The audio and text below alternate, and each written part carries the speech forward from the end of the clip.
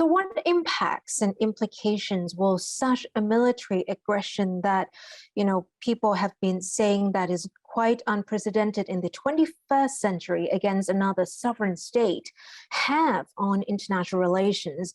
Will authoritarian expansionism, for example, be on the rise, leaving the world more divided?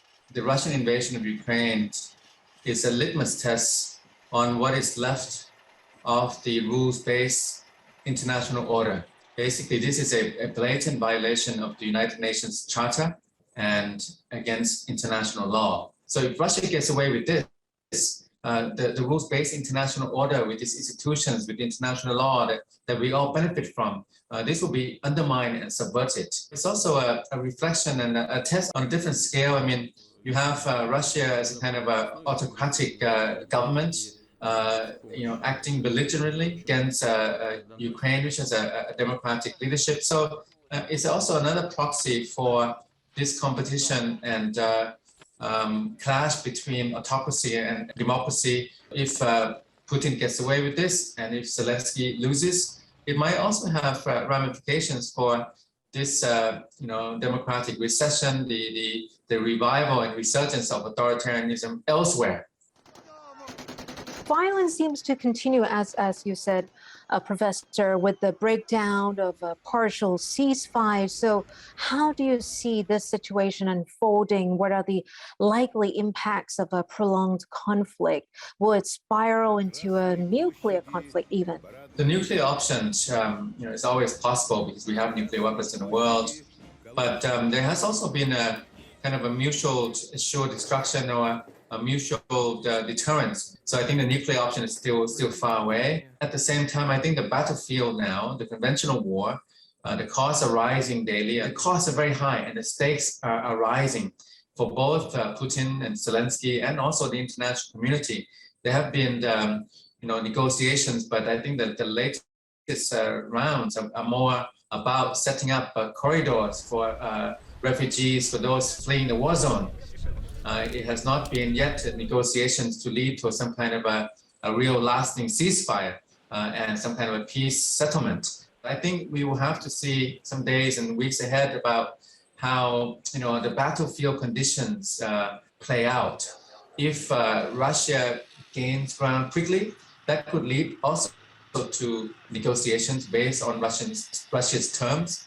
But if this is prolonged and Ukraine can hold out, we can also see Russia maybe relenting and conceding a little bit, when we can also see negotiations coming out of that. So in any case, we're looking for some kind of negotiations and talks that could lead to some kind of settlement. And negotiations is also something that a lot of countries, especially in the ASEAN region, are actually calling for. And the foreign ministers in ASEAN, the statements that just released seem quite tame, actually, without even mentioning Russia in comparison to the strongly worded UN resolution. What does it say about the bloc's position and its relations with Russia? Well, it says that ASEAN is divided over Russia. If you look at the UNGA, United Nations General Assembly resolutions, 2 countries abstained from ASEAN, Laos and Vietnam. But the other 8 countries endorsed this resolution. Singapore has gone out way in front of the ASEAN bloc by imposing sanctions against Russia and Russian interests and individuals. So you can see that the different ASEAN member states have different responses and approaches towards this war. This is going to be consequential for ASEAN because ASEAN has been divided over the South China Sea. We see over the past decade, and most recently over the Myanmar military coup and the crisis and civil war after the coup.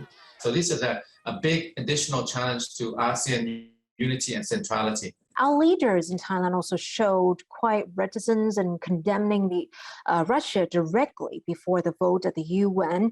So was Thailand's vote something expected and in line with its foreign policy? And how would you describe Thailand's relations with Russia?